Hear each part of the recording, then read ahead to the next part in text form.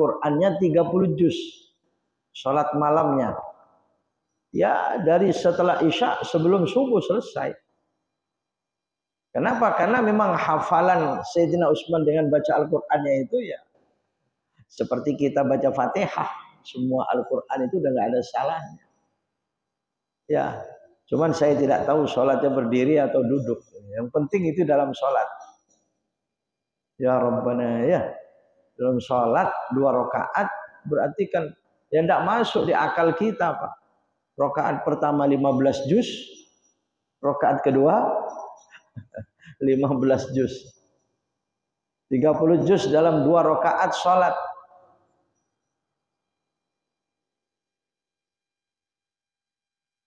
Wallahu a'lam bishawab. Wa alam anna lis-salati suratun dhahirah wa haqiqatun batinah. Ya, mohon maaf saya cukupkan sekian. Ya, hanya membaca, ya mengkaji, membahas apa adanya lanjutan daripada kitab Risalatul Mu'awwal. Adapun hal-hal lain barangkali silakan Bapak Saudara sekalian ditambahkan barangkali ya. Ya, mungkin silakan.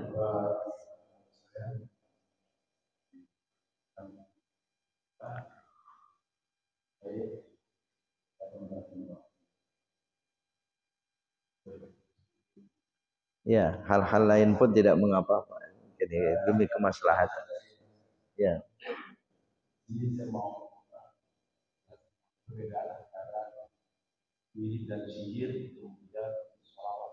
Karena seringkali saya dengar ada 40 sholawat dan 40 sholawat. Pelakunya kadang mungkin karena orang tidak sendiri sebagai lagu sholawat. Oh iya ya, ada wirid, ada zikir gitu ya. Wiridan, ada zikir. Nah, kalau itu cuma secara sebenarnya pengamalannya satu gitu ya, sama. Jadi orang berzikir ya orang wirid. Cuma zikir itu lebih hanya ingat. Dzikru ilallah itu ingat kepada Allah atau menyebut. Itu zikir. Jadi orang berzikir walaupun sekali itu zikir. Tapi kalau wirid itu aurat, wirid itu terus menerus. Ya, orang itu sedang wiridan. Ya. Jadi kalau orang wirid pasti zikir. Orang zikir ya belum tentu wirid. Karena zikir paling sekali kita ingat Allah. Di kamar mandi kita zikir. Bisa hati, bisa pikiran kita kan mengingat Allah. Tapi di kamar mandi nggak mungkin wirid. Masa wiridan di kamar mandi? Kan tidak. Ya mungkin juga ya atau dengan bisikan-bisikan suara-suara itu wiridan. Tapi kalau zikir atau tafakkur, tadabbur, tafahum itu ya pikiran. Tapi bisa juga adzikru itu memang artinya menyebut. Zikiran juga ya orang zikir la ilaha illallah, la ilaha illallah itu zikir. Tapi kalau dia terus-menerus semacam itu berarti zikir yang semacam itu menjadi wirid dia. Saya pahami seperti itu. Ya, jadi orang zikir ya pasti wirid. Apa orang wirid pasti zikir. Ya, kemudian ya kalau sholawat ya betul sama. Sholawat itu bagian daripada zikir kepada Allah. Dan kalau sholawatnya itu terus menerus ya menjadi wiridan dia berarti dengan zikir sholawat. Dengan sholawat. Artinya sholawat mengingat Allah dengan sholawat iya betul. Nah tapi kalau sudah di dalam lagu Pak, ya ini memang berhati-hati. Memang nikmat sih. Boleh, bukan tidak boleh diiramakan itu silakan saja. Asal tidak terlalu menyimpang jauh dengan irama, dengan musik yang akan menjadikan orang yang membaca sholawat itu bukan khusyuk dengan sholawatnya, tapi khusyuk dengan musiknya. Iya, karena ada iringan musiknya nikmat sekali. Rasanya gitu ya, enak, bergoyang-goyang, ada atraksinya, ada apa itu enak memang. Cuman akhirnya dibahas begini. Daripada ada musik itu tidak dengan zikir, musik diiringi lagu-lagu dosa, misalnya begitu, ya akhirnya lebih baik diiringi sholawat. Cuman kurang baiknya bersolawat, apalagi kadang-kadang ayat Quran atau mungkin zikir tauhid, la ilaha illallah, diiringi dengan musik, Pak. Ya, iya itu zikir kalimat tauhid itu ya. Makanya kalau tidak salah dulu pernah mau dikritik itu lagunya Rhoma Irama. Lagunya Rhoma Irama itu yang zikir la ilaha illallah. La ilaha illallah. Ada kan itu? Iya. Ya. Ada Tuhan lain Allah. Itu kan ada kan ya? Lagu itu. Nah itu banyak kritikan pada saat itu. Tahun berapa itu saya masih di pesantren itu. Nah itu ternyata dijawab oleh beliau. Tidak ada. Kalau dilihat itu lagunya itu pada saat la ilaha illallah itu tidak ada musik. Cuman ada apa namanya? Ada dalam istilah musik itu ada apa? Alunan apalagi kayak gitu-gitunya itu ada itu kayak gitu. Atau kalau diteliti memang begitu. Oh ya sudah. Begitu dia memaknai itu baru itu ada musiknya. Ya. Jadi nanti yang demikian itu positifnya ada, benarnya ada, manfaatnya ada, tapi berhati-hati takut terkontaminasi dengan salahnya tadi itu ya. Makanya orang takbiran misalnya itu, Allahu Akbar, Allahu Akbar, Allahu Akbar. Takbir itu murni itu. Tapi ketika ada musik, diiringi itu dengan beduknya itu, deng, deng, deng, deng, deng, deng, deng, deng, deng. Itu ya. Itu takbirnya berbeda. Allahu Akbar, Allahu Akbar, Allahu Akbar. Ya bagus, masih takbir, masih takbir. Tapi ketika orang ngangguk-ngangguk dengan takbirnya itu ngangguk apa ini? Takbirnya atau musiknya? Jadi khusyuknya nanti khusyuk apa ini? Kalau dia bisa menangis melelehkan air mata dengan kalimat tersebut ada musiknya, tapi dia tetap khusyuk kepada Allah, taqabbalallah, diterima oleh Allah. Baik. Nah, takutnya malah lupa. Ya itu saja pesannya. Ya berhati-hatinya kita itu seperti itu. Sholawat berapa banyak macamnya sholawat itu, saya senang itu begitu. Cuman itulah diatur. Mari kita ketika sholawat dalam syair, sholawat dalam lagu, ya kan? Nyanyian itu bersolawat kepada Nabi. Ya mari tetap kita khusyuknya dengan sholawatnya. Nah, kenapa kok sebagian ulama membolehkan itu dengan musik? Iya, dunia ini atau Islam harus masuk ke semua lini dalam kehidupan. Kalau manusia itu sudah dunianya sudah dunia musik, maka sholawat, dakwah masuk ke dunia musik. Ya berdakwah dengan musik, akhirnya berapa banyak manfaat. Betul. Kenapa? Karena kalau tidak segera masuk, yang masuk nanti syaitan. Ya, begitu. Makanya akhirnya ya dakwah-dakwah dalam musik itu kan selama ini mana? MUI, Majelis Ulama Indonesia, ya enggak ada fatwa-fatwa haram dalam hal ini, Pak. Iya kan? Iya, enggak ada. Bukan mereka tidak paham. Iya, tapi kan ada manfaatnya lebih besar dari madarat, ada madarat lebih besar dari manfaat, kan? Iya, tetap itu dengan manfaat supaya masuk, Pak. Iya, kalau musuh-musuh Allah berebut di dunia perfilman, mestinya Islam berebut masuk ke film itu. Kalau musuh-musuh Islam, musuh-musuh Allah berebut dalam dunia maya, Islam mestinya masuk berebut di sana. Makanya ya kalau di YouTube ya akhirnya banyak saudara-saudara kita memasukkan ya Islam itu di YouTube itu ya itu seharusnya itu bagus sekali. Bagian daripada dakwah. Mungkin itu dia Ustaz ya. Ya alhamdulillah. Ya mungkin yang lain. Oh iya Pak, silakan.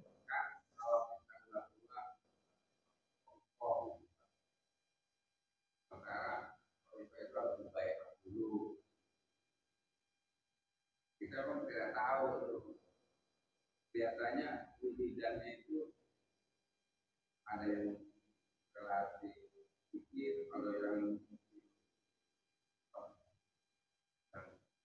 punya itu ya, rikoh.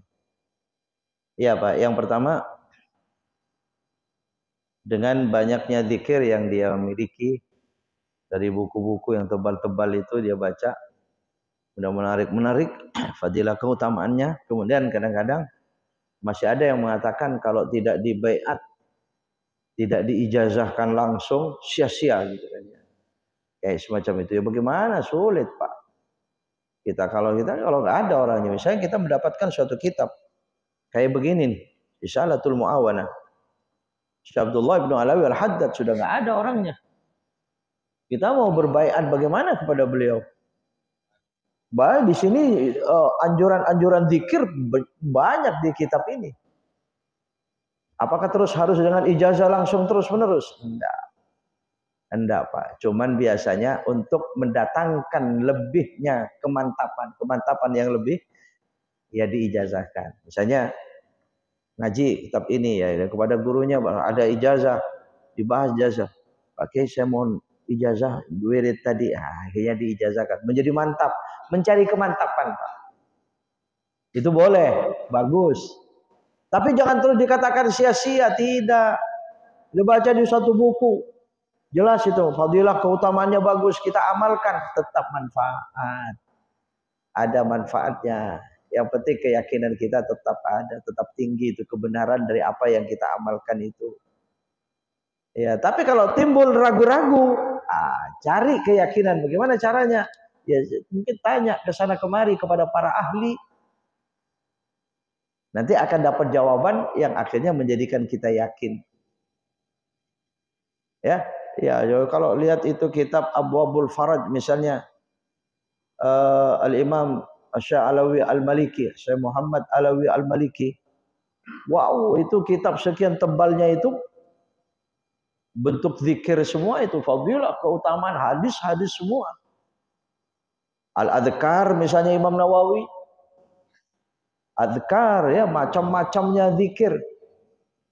Jadi ketika kita membacanya, udah kita senang dengan ini, amalkan, bagus Pak. Enggak apa-apa, amalkan. Ada lagi mengatakan sekarang sudah bukan bentuk kitab lagi, YouTube, iya kan? Kita melihat itu diijazahkan itu malah langsung itu diijazah siapapun yang mengikuti pengajian ini, yang menonton dan sebagainya, silakan amalkan, saya ijazahkan, begitu kadang ya. Nggak ketemu dengan orangnya. Boleh Pak. Ada kata tidak, kadang-kadang cuma suara. Cuma pesan suara, nggak lihat orangnya.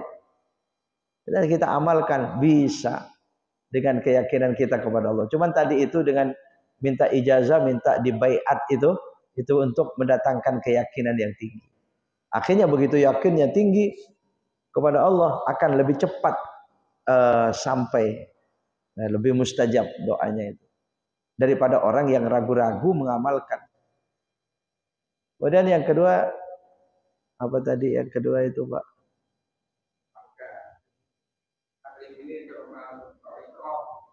Oh iya, thariqah itu ya, iya benar. Iya memang semua thariqah. Thariqah itu kalau arti lafziahnya cara. Suatu cara. Cara untuk mencapai sesuatu yang dia lakukan. Melakukan suatu cara untuk mencapai suatu keinginan. Pada saat melakukan cara itu thariqah namanya. Itu tarekat. Makanya kalau dalam ilmu usul ya, ilmu usul ilmu sufi ya, sufi itu ada ma'rifat, ada hakikat, ada thariqat, ada ma'rifat, ada hakikat, itu seperti yang saya pernah bahas itu Pak. Tidak mungkin kita bisa tahu tanpa mencari tahu dulu.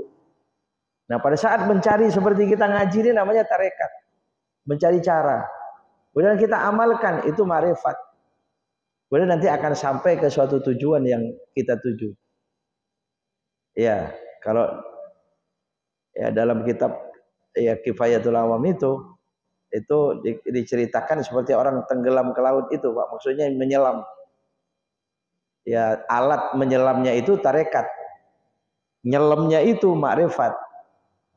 Nah, sampai di dasar ketemu dengan intan permatanya itu namanya hakikat. Jadi untuk sampai kepada hakikat harus berberat-berat dulu, Pak. Berlelah-lelah, capek-capek dulu. Baru bisa sampai ya, seperti kita ini. Nah, mungkin kalau ditanya apakah itu tarekat? Iya, tarekat itu. Bagian daripada tarekat, cara ya. Yang kita baca, yang kita mendengar, kita ya sebenarnya yang dituntut itu pengamalannya, Pak. Ya, diamalkan apa tidak itu ya lebih ya daripada ilmunya banyak tapi tidak diamalkan. Ya, lebih baik ya diamalkan sekalipun tidak terlalu banyak ilmunya. Ya, tahu tapi selamanya dilakukan. Wallahu alam. Mungkin masih ada, Pak. Masih ada ya Ustaz tadi kayaknya. Ya, silakan. Alhamdulillah. Waalaikumsalam warahmatullahi wabarakatuh. Zikir itu ada dua, ada adzikru bil lisan, ada adzikru bil qalbi. Ada zikir memang qalbi. Jadi orang zikir hati biasanya lisannya tidak ikut. Tapi kalau orang zikir lisan harusnya hatinya ikut. Ya, kalau cuma lisan saja, Pak, hatinya nggak ikut, ngigo namanya itu.